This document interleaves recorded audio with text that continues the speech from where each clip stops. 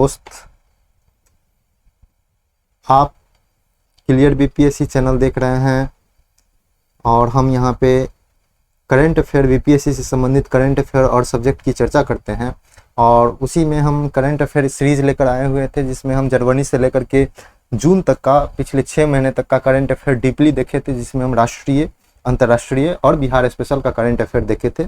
उसके बाद हम जुलाई का करंट अफेयर देखने वाले हैं, राष्ट्रीय, अंतर्राष्ट्रीय और बिहार स्पेशल का। तो उसके लिए 2 दिन इंतजार कीजिए। हम ये 7 महीने का जो करंट अफेयर है 2022 का, वो हम लोग करेंगे डीपली। और उसके पीछे जो 5 मंथ का करंट अफेयर बचता है, हम लोग 12 मंथ का 1 साल का करेंगे। हम लोग टोटल अगस्त के लास्ट में एग्जाम होने वाला है, तो हम लोग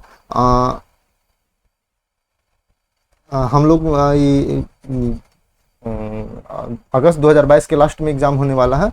तो हम लोग कब से करंट अफेयर कर लेते हैं? हम लोग अगस्त से करते हैं, अगस्त 2022 से लेकर के अगस्त 2021 से लेकर के अगस्त 2021 से लेकर के जुलाई 2022 तक का। तो हम उसी क्रम में 2021 का 67th बीपीएससी पीटी स्पेशल का करंट अफेयर स्टार्ट किए थे, जिसको हम वार्षिकी ईयरली कह रहे हैं, जो हम लोग का अगस्त 2022 से लेकर के जुलाई 2022 तक होगा। ये 2021 है, बोलते बोलते अभ्यास हो गया है 2022 का। तो अगस्त 2021 से लेकर के जुलाई 2022 तक का स्पेशल हुआ। और उसमें हम लोग पार्ट 1 कल हम लोग देखे थे, जिसमें हम लोग दिसंबर का न्यूज और नवंबर का कुछ न्यूज देखे थे। आज हम नवंबर दिसंबर का कंप्लीट करने की कोशिश करेंगे, और नहीं तो बच जाएगा तो कल नवंबर और फिर अक्टूबर पे हम लोग चलेंगे। तो आज हम लोग का ये पार्ट 2 चल रहा है। आप लोग आज पार्ट 2 का वीडियो होगा। तो आप लोग जो ये देख रहे हैं वीडियो, वो बीपीएससी के साथ आपको सीडीपीओ, बिहार दरोगा, बिहार एसआई और सचिवालय सहायक में अभी आपको सहायता देने वाला है। इसके लिए आपको एक काम करना पड़ेगा कि आप YouTube clear BPSC YouTube channel को शेयर कीजिए और सब्सक्राइब कीजिए। जितना कीजिएगा, हम मेंस ओरिएंटेड प्रोग्राम जल्द ही लेके आने वाले हैं और सब्जेक्ट भी जल्दी लॉन्च होने वाला है यूट्यूब पे। 67th बीपीएससी पीटी के बाद तो कंफर्म है कि होगा ही होगा। उससे पहले भी कल से भी कोई प्रोग्राम टेलीग्राम पे स्टार्ट होने वाला है। करंट अफेयर के डेली जो करंट अफेयर इंपॉर्टेंट होता है, उसको लेकर कुछ पीडीएफ फोटो आपको प्रोवाइड करवाया जाएगा पीडीएफ फॉर्म में, या उसको स्क्रीनशॉट लेकर के फोटो फॉर्म में। तो आप लोग उसको फॉलो करते रहिए। आप लोग टेलीग्राम पे ज्वाइन कीजिए और टेलीग्राम के चैनल को भी शेयर और सब्सक्राइब कीजिए। यूट्यूब और टेलीग्राम आपको फ़ायदा देने वाला है। फिलहाल अभी फेसबुक और इंस्टाग्राम पे वीडियो का अपडेट होता है। आने वाले दिनों में यहाँ पे भी करंट अफेयर का जो है अपडेट किया जाएगा, तो आप लोग यहाँ पे भी लाइक और फॉलो कर सकते हैं। तो हम लोग 67th बीपीएससी स्पेशल में हम लोग 2021 का जो 5 मंथ बचता है, अगस्त से लेकर के दिसंबर तक का, उसका हम लेक्चर स्टार्ट किए हुए हैं, जो हम लोग 3-4 लेक्चर में ख़त्म करेंगे। तो आज ये पार्ट 2 है और देखते हैं कि आज क्या क्या न्यूज़ बनने की संभावना है। तो चलते हैं न्यूज़ की तरफ। पहला देखते हैं कि प्रधानमंत्री नरेंद्र मोदी ने 25 नवंबर 2021 को गौतम बुद्ध नगर नोएडा में है, नोएडा जो उत्तर प्रदेश का है, वहाँ पे गौतम बुद्ध नगर है, वहाँ पे जेवर क्या है, जेवर जगह का नाम है, उसको जेवर नोएडा अंतर्राष्ट्रीय हवाई अड्डा का शिलान्यास किया है। जेवर नोएडा अंतर्राष्ट्रीय हवाई अड्डा का शिलान्यास किया है। तो ये जेवर क्यों इंपॉर्टेंट है, इसके बारे में हम देखते हैं कि यह हवाई अड्डा एशिया का सबसे बड़ा होगा और विश्व का 4था सबसे बड़ा हवाई अड्डा होगा। तो आप लोग याद रखेंगे जेवर कहाँ पे है, उत्तर प्रदेश में है और नोएडा के पास है। और ये हवाई अड्डा जो होगा, ये 0 कार्बन उत्सर्जन करने वाला, जो बिल्कुल कार्बन उत्सर्जन नहीं करेगा, ग्रीन इको फ्रेंडली होगा, ग्रीन एयरपोर्ट होगा।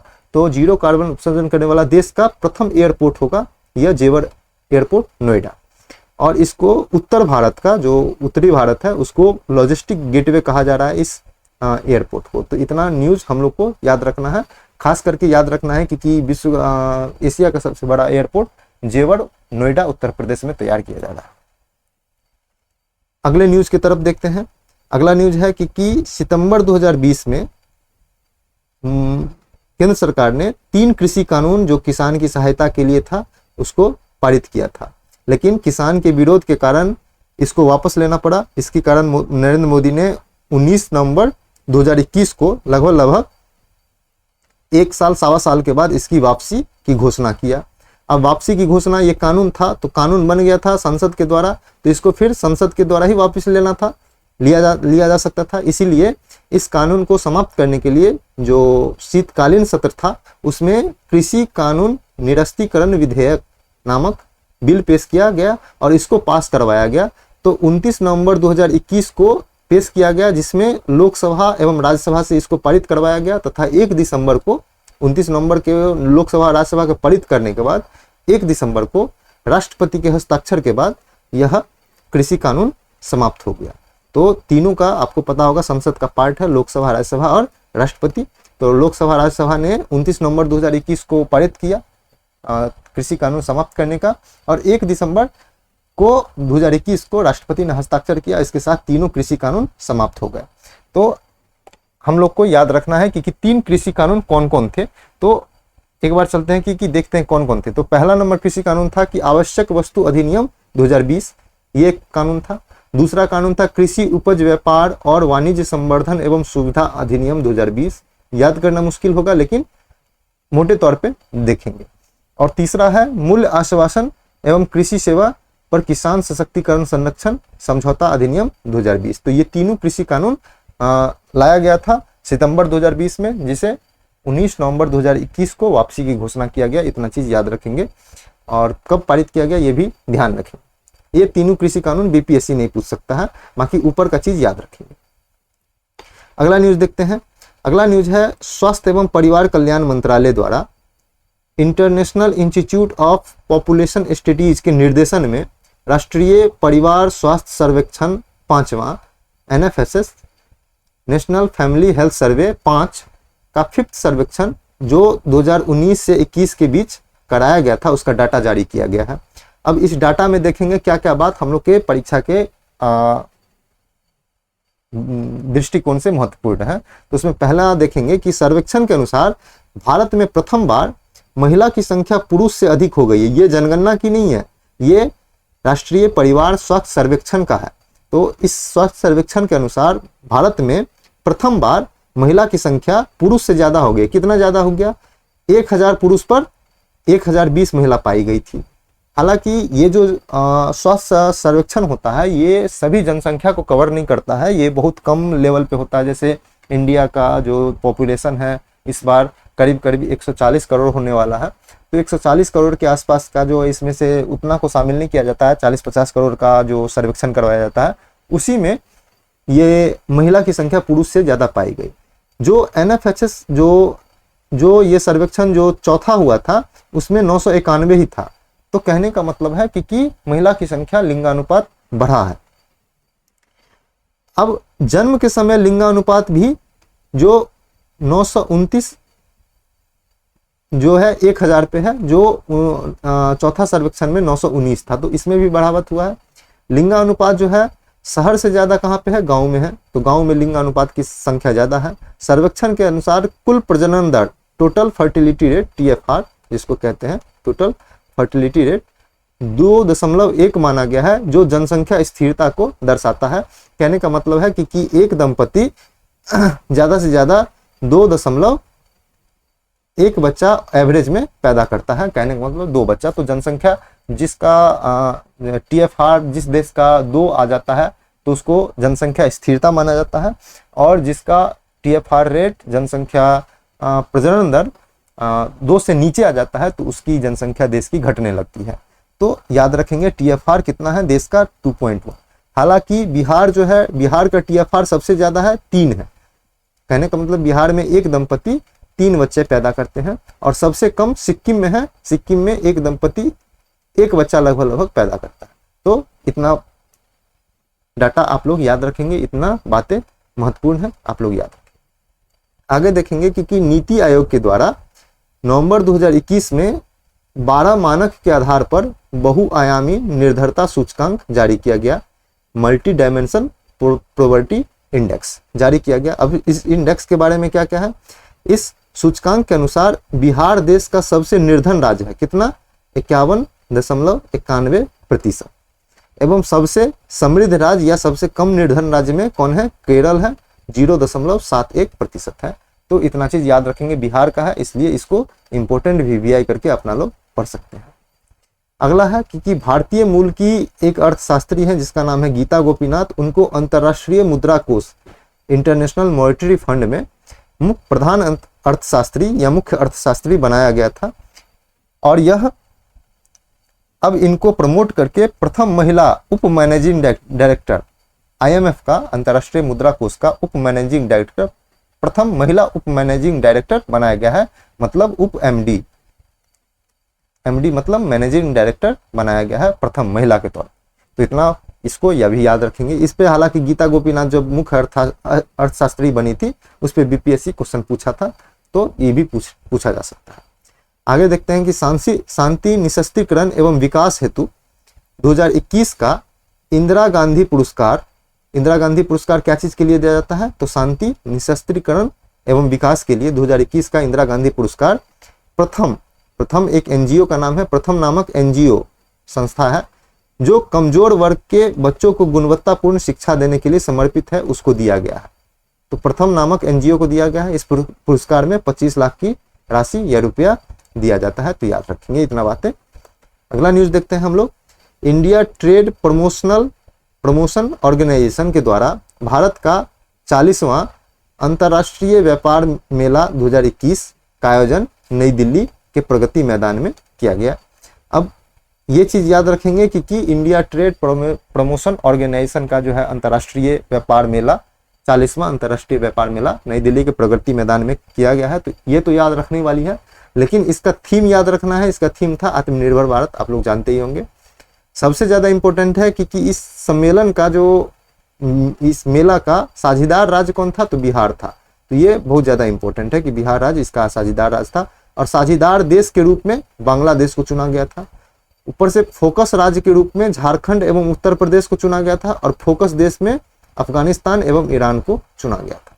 तो ये भी याद रखेंगे, लेकिन साझेदार राज्य बिहार था, इसको याद रखें। इसके बाद सबसे ज्यादा वीवीआई सर्वश्रेष्ठ पेल्वियन पुरस्कार इसमें दिया जाता है। इसमें स्वर्ण पदक किसको दिया गया है, तो बिहार को दिया गया, इसलिए बीपीएससी के लिए बहुत इंपॉर्टेंट हो जाता है, आप लोग इसको याद रखें।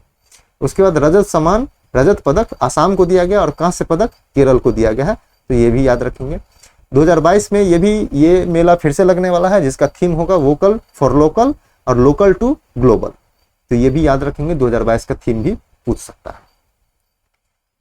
अगला न्यूज देखते हैं हम लोग कि नया संसद भवन जिसका नाम है सेंट्रल विस्टा, उसका रीडेवलपमेंट प्रोजेक्ट चल रहा है, सेंट्रल विस्टा बन रहा है। उसकी निगरानी हेतु पूर्व वित्त सचिव थे जिनका नाम था रतन पी वटल, तो इनकी अध्यक्षता में 5 सदस्यीय समिति बनाया गया। तो पूछ सकता है कि सेंट्रल विस्टा की निगरानी के लिए किसकी अध्यक्षता में समिति का गठन किया गया था, तो पूर्व वित्त सचिव रतन वी पी वटल के। अगला न्यूज देखते हैं, ये इंपॉर्टेंट है, वीवीआई है। मुंडा विद्रोह और उगलुगान क्रांति, आप लोगों को पता होगा, आप बीपीएससी जो तैयारी करते हैं उनको इस चीज के बारे में अच्छा से पता होगा, बहुत इंपॉर्टेंट है पीटी और मेंस दोनों के लिए। तो मुंडा विद्रोह या इसी विद्रोह को उगलुगान क्रांति भी कहा जाता है, जिसका जनक कौन था, तो बिरसा मुंडा था। इनकी मृत्यु कहाँ पे हो गई थी, रांची के जेल में मृत्यु हो गई थी। तो इतना चीज तो हिस्ट्री का था, लेकिन आगे देखते हैं कि बिरसा मुंडा स्मृति उद्यान एवं संग्रहालय की स्थापना कहाँ पे की जाएगी, तो रांची जेल में की जाएगी इसकी स्थापना, क्योंकि यहाँ पे इनकी मृत्यु हो गई थी, इसलिए रांची की जेल में बिरसा मुंडा स्मृति उद्यान एवं संग्रहालय की स्थापना केंद्र सरकार एवं राज्य सरकार, रांची का जो झारखंड सरकार है वो दोनों को सहयोग से 142 करोड़ की लागत से बनेगा, जिसकी उद्घाटन प्रधानमंत्री नरेंद्र मोदी ने 15 नवंबर 2021 को बिरसा मुंडा जयंती के अवसर पर किया। तो बिरसा मुंडा की जयंती कब होती है, 15 नवंबर को, तो ये भी इंपॉर्टेंट पॉइंट है। और ऊपर से सबसे बड़ा सबसे ज्यादा जो वीवीआई है वो यही पूछा जा सकता है कि 15 नवंबर को प्रधानमंत्री मोदी ने जनजातीय गौरव दिवस मनाने की घोषणा की। तो याद रखेंगे, ये सबसे ज्यादा इंपॉर्टेंट है कि जनजातीय गौरव दिवस कब मनाया जाएगा, तो 15 नवंबर। अगला न्यूज हम लोग देखते हैं, न्यूजीलैंड के क्रिकेटर हैं, उनका नाम है एजाज पटेल, इंपॉर्टेंट है ये न्यूज। एजाज पटेल ने मुंबई में भारत के खिलाफ टेस्ट खेल रहे थे, उन्होंने एक पारी में जो 10 विकेट होता है क्रिकेट का, सारा 10 विकेट अकेले ले लिए और यह करके विश्व रिकॉर्ड बनाए। लेकिन इससे पहले भी यह कारनामा कर चुका था और यह कारनामा करने वाले एजाज पटेल तीसरा गेंदबाज बने विश्व के। इससे पहले 2 गेंदबाज थे, जिसका नाम था इंग्लैंड के जिम लेकर, इन्होंने कर चुके हैं, और दूसरा भारत के अनिल कुंबले जी, ये दोनों यह कारनामा पहले भी कर चुके हैं। तो आपको पता होगा एक पारी में 10 विकेट ले चुके हैं। एजाज पटेल यह कारनामा करने वाले तीसरे गेंदबाज बने। आगे देखते हैं। गृह मंत्री अमित शाह ने मणिपुर के तमेंगलांग जिला में एक गांव है लुआगको गांव, वहां पे स्वतंत्रता सेनानी रानी गेंडेलियू, आपको पता होगा जवाहरलाल नेहरू ने इनको रानी का दर्जा दिया था, ये स्वतंत्रता सेनानी है, रानी गेंडेलियू का गांव है। कौन? लुआगको गांव। लुआगको गांव रानी गेंडेलियू का गांव है, जहां पे गृह मंत्री अमित शाह ने रानी गेंडेलियू ट्राइबल फ्रीडम फाइटर म्यूजियम बनाने की आधारशिला रखा है। तो यह कहाँ पे बनाया जाएगा? तो मणिपुर में बनाया जाएगा, मणिपुर के इस गांव में, रानी गेंडेलियू ट्राइबल फ्रीडम फाइटर म्यूजियम। तो इसको याद रखेंगे, इंपॉर्टेंट के तौर पे आप लोग रख सकते हैं, स्वतंत्रता सेनानी से है तो पूछा जा सकता है।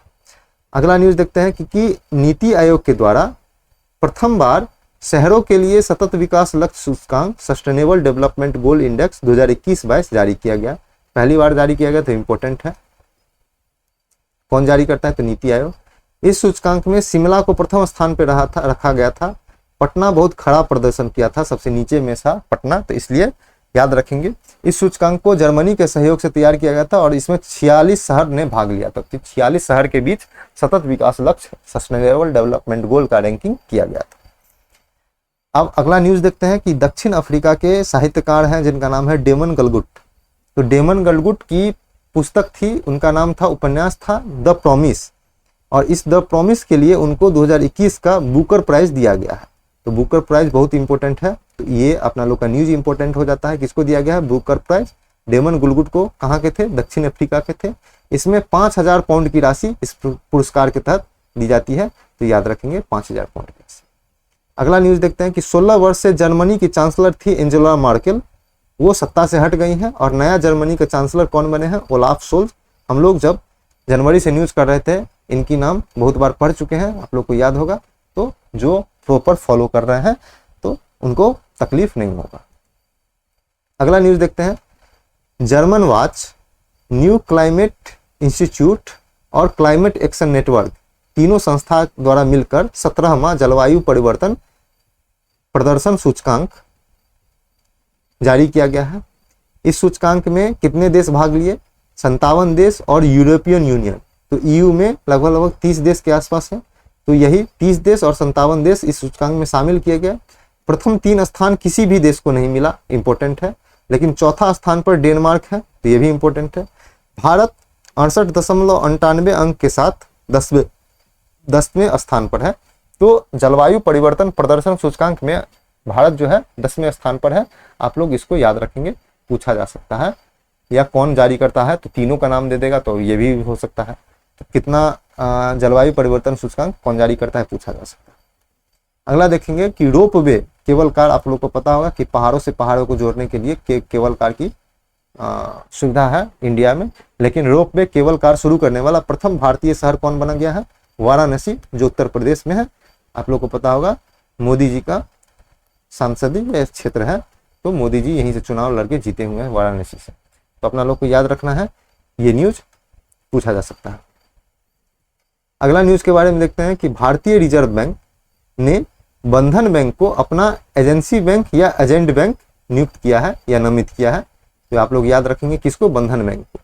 एजेंसी बैंक या एजेंट बैंक क्या होता है, इसके बारे में समझते हैं। केंद्र सरकार का या राज्य सरकार की ओर से जो सामान्य बैंकिंग, जो सरकारी कामकाज के लिए सामान्य बैंकिंग व्यवस्था से जुड़े लेन देन होता है, उसी को सरकार का एजेंसी बैंक या एजेंट बैंक कहा जाता है। तो आप लोग को पता है सरकार कोई भी लेन देन करेगा या कुछ भी जो आदान प्रदान करेगा मुद्रा के रूप में, वो अपने एजेंट बैंक या एजेंसी बैंक के थ्रू ही करता है। तो उसके रूप में आरबीआई ने बंधन बैंक को भी शामिल किया है। इससे पूर्व आरबीआई ने साउथ इंडिया बैंक को भी शामिल किया जा चुका है, डीसीबी बैंक को भी, कर्नाटक बैंक और इंडसइंड बैंक को भी इसमें नामित कर चुका है। हालांकि ये हाल के फिलहाल का है, बाकी जो भी गवर्नमेंट बैंक है सारा, आरबीआई का जो है एजेंट बैंक है, जैसे PNB, SBI, Canara bank, federal bank, ये सब जो भी है सारे जो गवर्नमेंट बैंक है सारे आरबीआई के एजेंट बैंक या एजेंसी बैंक है। उसके अलावा एचडीएफसी भी है, एक्सिस भी है और आईसीआईसीआई भी है। तो इतना चीज आप लोग याद रखेंगे। हालांकि अभी हम लोग को याद रखना है, बंधन बैंक को आरबीआई ने अपना एजेंट बैंक या एजेंसी बैंक नियुक्त किया। अगला न्यूज देखते हैं, 7th डॉक्टर एमएस स्वामीनाथन पुरस्कार, 7वां डॉक्टर स्वामीनाथन पुरस्कार किसको दिया गया है? वी प्रवीण राव को दिया गया है। तो इंपॉर्टेंट है, याद रखेंगे। हम लोग 1 का न्यूज पे चलते हैं, देखते हैं क्या क्या न्यूज है 1। अगला न्यूज है, world athletics women of the year award किसको दिया गया है? अंजू बॉबी जॉर्ज को, जो लंबी कूद की खिलाड़ी हैं, उनको दिया गया है, जीता है world athletic women of the year. अगला न्यूज देखते हैं, भारत और बांग्लादेश ने 6 दिसंबर को मैत्री दिवस मनाने की घोषणा की है। बहुत ही इंपॉर्टेंट न्यूज है, पूछा जा सकता है मैत्री दिवस किस देश के साथ भारत ने मिलकर मनाने की घोषणा की है? तो बांग्लादेश के साथ। कितने तारीख को? 6 दिसंबर को। भारत का प्रथम पूर्ण रूप से कोविड-19 टीका करने वाला प्रथम राज्य कौन बन गया है? हिमाचल प्रदेश बन गया है। तो ये भी इंपॉर्टेंट है, आप लोग ये भी इसको भी याद रखेंगे। अगला न्यूज है कि अमेरिकी अंतरिक्ष एजेंसी का नाम है नासा। आप लोग को पता होगा, हम बहुत बार चर्चा कर चुके हैं नासा का। तो नासा ने चंद्रमा और मंगल मिशन पर जाने के लिए भारतीय मूल के व्यक्ति अनिल मेनन को चुना है। तो इंपॉर्टेंट है ये भी, तो इसको भी याद रखेंगे हम लोग।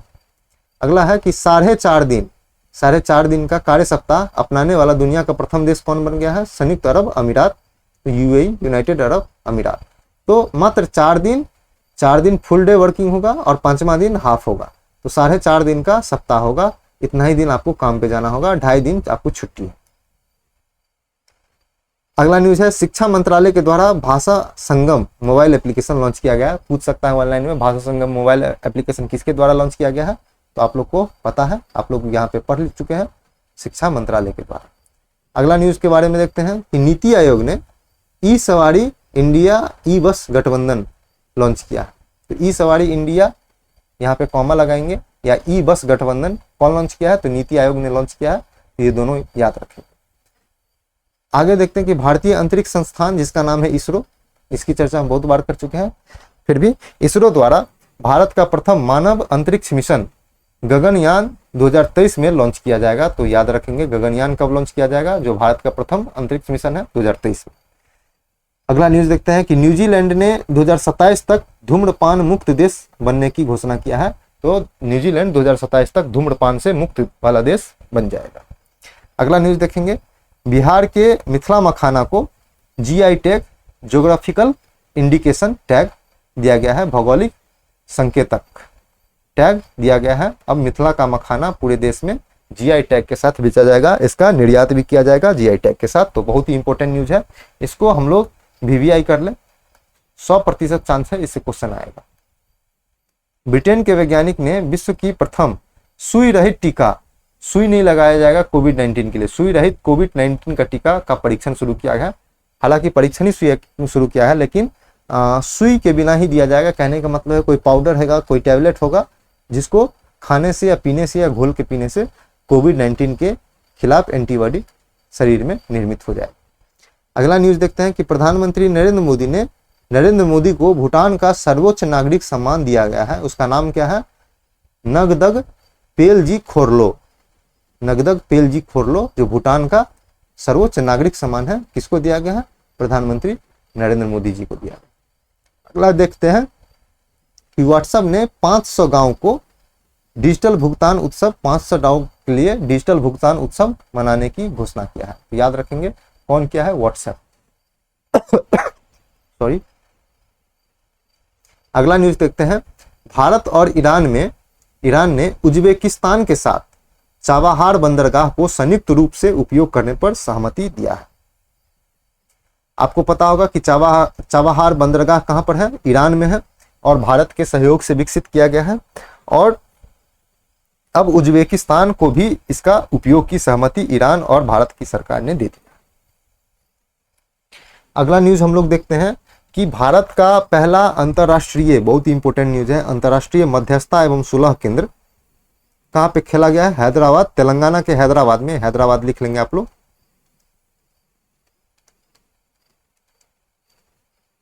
हैदराबाद में खोला गया है, भारत का प्रथम है अंतर्राष्ट्रीय मध्यस्थता एवं सुलह केंद्र।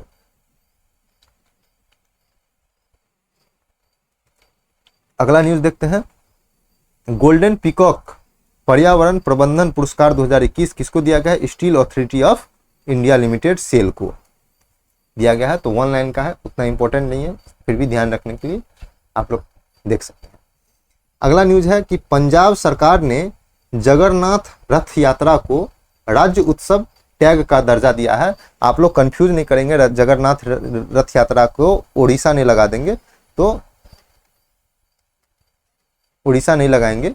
पंजाब सरकार ने जगन्नाथ रथ यात्रा को राज्य उत्सव का टैग दिया है, तो इंपॉर्टेंट है क्योंकि पंजाब सरकार ने दिया। अगला देखते हैं कि भारतीय नौसेना ने ASIGMA असिग्मा नामक मैसेंजर मोबाइल एप्लीकेशन लॉन्च किया है। तो पूछ सकता है कि यह मोबाइल एप्लीकेशन या असिग्मा क्या है? तो एक मोबाइल मैसेंजर एप्लीकेशन है, किसके द्वारा लॉन्च किया गया? तो भारतीय नौसेना ने, सॉरी सेना के द्वारा, भारतीय सेना के द्वारा। यहाँ पे नौसेना कट कर लीजिएगा, आप लोग लिखिएगा नहीं, भारतीय सेना के द्वारा लॉन्च किया गया। भारतीय वायुसेना की पहली S-400 मिसाइल प्रणाली, आप लोग को पता होगा S-400 मिसाइल प्रणाली कहाँ से खरीदा गया है? तो रूस से खरीदा गया है भारत ने, और इससे खरीदने के लिए यूएसए मना कर रहा था। यूएसए के साथ भारत का जो है दबाव था कि आप रूस से यह मिसाइल प्रणाली नहीं खरीदिए, फिर भी भारत खरीदा है, और यह इसका खेप भारत में आना शुरू भी हो गया है। और यह जो इस S-400 मिसाइल डिफेंस प्रणाली है, तो मिसाइल प्रणाली को पहला स्क्वाड जो आया है उसका तैनात कहाँ पे किया गया है? पंजाब में किया गया है। तो पंजाब में किया गया है, तो ये पंजाब है, ये भारतीय बॉर्डर है, तो कहने का मतलब यहाँ पाकिस्तान है, और यहाँ पे इसके बाद चाइना भी है। तो पंजाब में किया गया है, यहाँ से चाइना भी नज़दीक है और पाकिस्तान भी नज़दीक है। तो मिसाइल डिफेंस सिस्टम S-400 का नियुक्ति तैनाती कहाँ पे किया गया? पंजाब में, पहला स्क्वाड का। अगला न्यूज देखेंगे हम लोग। 24 दिसंबर को राष्ट्रीय उपभोक्ता अधिकार दिवस मनाया जाता है, तो याद रखेंगे। 25 दिसंबर को आप लोग को पता ही होगा सुशासन दिवस मनाया जाता है, याद है, ये इंपॉर्टेंट है। 27 दिसंबर को महामारी की तैयारी के लिए अंतर्राष्ट्रीय दिवस मनाया गया है। जो महामारी आता है उसकी तैयारी के लिए अंतर्राष्ट्रीय दिवस मनाया जाता है 27 दिसंबर को, याद रखें। अगला न्यूज है पेटा इंडिया 2021 का पर्सन ऑफ द ईयर किसको घोषित किया है? आलिया भट्ट को किया है। तो एक बार बीपीएससी ने यह क्वेश्चन पूछा है कि पेटा इंडिया किसको घोषित किया गया है, इसलिए इस न्यूज को करना इंपॉर्टेंट है, फिर पूछने की संभावना है। 2021 पर्सन ऑफ द ईयर किसको घोषित किया गया है? आलिया भट्ट को किया है। अगला न्यूज देखते हैं। ब्रिक्स जो है, जो 5 देशों का संगठन है, BRICS, ब्राजील, रसिया, इंडिया, चाइना, साउथ अफ्रीका, इस 5 देशों का समूह है ब्रिक्स। और इसी 5 देशों के समूह के द्वारा ब्रिक्स कंट्री के द्वारा एक बैंक की स्थापना किया गया जिसका नाम है न्यू डेवलपमेंट बैंक। और इस बैंक का इस 5 देश के अलावा भी सदस्य बनाया गया है। तो इसमें से 3 सदस्य बन चुका है, चौथा जो नया सदस्य बनाया गया है उसका नाम है मिस्र, इजिप्ट। यह अफ्रीकी देश है, अफ्रीकी देश है इजिप्ट। इसको न्यू डेवलपमेंट बैंक का नया सदस्य, चौथा सदस्य बनाया गया है, तो आप लोग याद रखें। अगला न्यूज है राष्ट्रीय महिला आयोग के द्वारा सी इज चेंज मेकर कार्यक्रम शुरू किया गया। तो पूछ सकता है सी इज चेंज मेकर कार्यक्रम किसके द्वारा शुरू किया गया है? तो राष्ट्रीय महिला आयोग के द्वारा शुरू किया गया है, तो याद रखेंगे इतना चीज, ठीक है। हम लोग आज इतना ही पे बात करेंगे। हम लोग देख रहे थे जो हम स्टार्ट किए हैं जुलाई 2021 से लेकर के अगस्त 2022 तक का वार्षिकी करंट अफेयर, जिसमें हम लोग जनवरी 2022 से लेकर के हम लोग जून 2022 तक कर चुके हैं डीपली, राष्ट्रीय अंतर्राष्ट्रीय के साथ बिहार करंट अफेयर। और जुलाई जो है, जुलाई 2022 अगस्त 2022 नहीं, सॉरी, यहाँ पे इसको फिर से हम बताते हैं आपको। जुलाई 2022 का लेक्चर 2-3 दिन के बाद स्टार्ट होगा और ये लास्ट होगा 67वीं बीपीएससी के पीटी के लिए, हालांकि 68वीं के लिए इंपॉर्टेंट होगा। हम लोग कहाँ से कर रहे हैं, अगस्त 2021 से, सॉरी वो गलत बोल दिए थे, अगस्त 2021 से लेकर के जुलाई 2022 तक हम लोग करंट अफेयर तैयार करेंगे, जो 1 साल का है, 12 महीने का। और इसी 12 महीने से बीपीएससी का लगभग 90 से 95% क्वेश्चन आएगा। और मेरा वीडियो देखिए, इससे क्वेश्चन छूटेगा नहीं आपका, बिल्कुल भी नहीं छूटने का। तो इतना चीज़ आप करते रहिए। इसके लिए आप करंट अफेयर प्रॉपर वॉच करते रहिए। आपको आपके लिए कल से टेलीग्राम चैनल पे हो सकता है तो कल का टाइम दिया गया है, तो कल से हो सकता है तो डेली जो करंट अफेयर होता है उसका पीडीएफ फॉर्म और जेपीजी फॉर्म, या कहने का मतलब फोटो, दोनों आपको Telegram channel clear BPSC Telegram channel पे आपको अपडेट कर दिया जाएगा। आपको टेलीग्राम चैनल ज्वाइन करना है तो आप वीडियो के डिस्क्रिप्शन बॉक्स में जाइए, वहाँ पे टेलीग्राम चैनल पे क्लिक कीजिए, लिंक पे डायरेक्ट टेलीग्राम चैनल पे लिंक होगा। अगर कोई आदमी को यहाँ पे ज्वाइन करने में दिक्कत हो रही है तो टेलीग्राम में जाकर के आप लोग सर्च में टैप करेंगे, वहाँ पे लिखेंगे @ कैपिटल में, @ देने के बाद कैपिटल में लिखना स्टार्ट करेंगे, CLEAR क्लियर, उसके बाद अंडर स्कोर लगाएंगे, उसके बाद फिर लिखेंगे बीपीएससी और लिख कर सर्च करेंगे, सीधा हमारा ही चैनल खुलेगा। तो आप इसके थ्रू द्वारा जो है क्लियर बीपीएससी टेलीग्राम चैनल को ज्वाइन कर सकते हैं। वहाँ पे कल से स्टार्ट होने वाला है, जो बहुत ही इंपॉर्टेंट हो। उसके अलावा आप लोग क्लियर बीपीएससी यूट्यूब चैनल को ज्वाइन कीजिए, शेयर कीजिए, सब्सक्राइब कीजिए। 67th बीपीएससी का जो पीटी होता है उसके बाद यहाँ पे बहुत सारा प्रोग्राम स्टार्ट होगा, खास करके मेंस ओरिएंटेड होगा, ये बहुत इंपॉर्टेंट है, मेंस का होगा। और पीटी के लिए भी बहुत सारा कार्यक्रम होगा। इसके लिए आप लोग क्या क्या कार्यक्रम शुरू किया जाए, आप लोग हमको सुझाव भेजिए, मैसेज कीजिए, टेलीग्राम पे मैसेज कर सकते हैं, व्हाट्सएप पे मैसेज कर सकते हैं। जो लोग डिमांड कर रहे हैं सारे का डिमांड के ऊपर विचार किया जाएगा। अभी तक आगे भी जिसको करना है डिमांड, क्या क्या स्टार्ट किया जाए, आप लोग मैसेज कीजिए। मैसेज करने के लिए मोबाइल नंबर है, इस मोबाइल नंबर पे आप लोग व्हाट्सएप या टेलीग्राम पे मैसेज कर सकते हैं, अपना सुझाव दे सकते हैं कि सर ये प्रोग्राम स्टार्ट किया जाए, ये प्रोग्राम स्टार्ट नहीं किया जाए। तो आप लोग फॉलो करते रहिए प्रॉपर, फेसबुक पेज को और इंस्टाग्राम पेज को लाइक और फॉलो करिए, यूट्यूब चैनल को शेयर और सब्सक्राइब कीजिए। जितना ज़्यादा लोगों तक मेरा बात पहुंचेगा उतना ज़्यादा हम आपके लिए नए नए प्रोग्राम लेके आएंगे। तो आप जिस तरह हम आपके लिए मेहनत कर रहे हैं, आप भी हमारे लिए मेहनत कीजिए, ज़्यादा लोगों तक मेरा बात पहुँचाइए। आपको पता नहीं होगा, हम आपको आप तक करंट अफेयर का जो वीडियो होता है उसको डिलीवर करने के लिए बहुत ज़्यादा मेहनत करते हैं। तो आप लोग प्लीज़ शेयर और सब्सक्राइब कीजिए और प्रॉपर फॉलो करते रहिए, आपका करंट अफेयर का क्वेश्चन नहीं छूटेगा, इसका दावा हम करते हैं। और हम दावा करते हैं 90 से 95% का ये क्वेश्चन आएगा। आप लोग को एग्जाम होगा, उसके बाद हम क्वेश्चन मैच करवाएंगे अपने वीडियो से, वीडियो का स्क्रीनशॉट लेकर के आपको बताया जाएगा इस महीने में इतना नंबर करंट अफेयर से यह क्वेश्चन पूछा गया है। तो आप लोग टेंशन नहीं लीजिए, आप लोग प्रॉपर फॉलो करते रहिए, यहाँ से 90-95% क्वेश्चन आने का संभावना ही नहीं, गारंटी है। तो आप लोग प्रॉपर फॉलो करते रहिए, यूट्यूब चैनल को शेयर सब्सक्राइब कीजिए। आज के लिए इतना ही था। कल हम लोग पार्ट 3 पे बात करेंगे और पार्ट 3 में हम लोग लगभग नवंबर का कुछ हिस्सा, नवंबर 2021 का कुछ हिस्सा देखेंगे और उसके बाद हम लोग अक्टूबर, कल होगा तो समाप्त करेंगे, या नहीं तो कल होगा तो समाप्त कर लेंगे अक्टूबर को। तो ये इतना चीज़ हम लोग कल देखेंगे। उसके बाद हम लोग सितंबर और अगस्त सितंबर देख लेंगे। तो उतना होने के बाद हम लोग का जो 1 साल का है वो समाप्त हो जाएगा। फिर हम लोग जुलाई देख लेंगे। उसके बाद आप लोग इतना करके 67th बीपीएससी देकर आइए और वहाँ पे 90 से 95% क्वेश्चन बनने की पूर्ण संभावना है। आप लोग लिख करके रिवीजन करते रहिए, आप लोग का क्वेश्चन नहीं छूटेगा। तो आज के लिए इतना ही था। Thank you so much.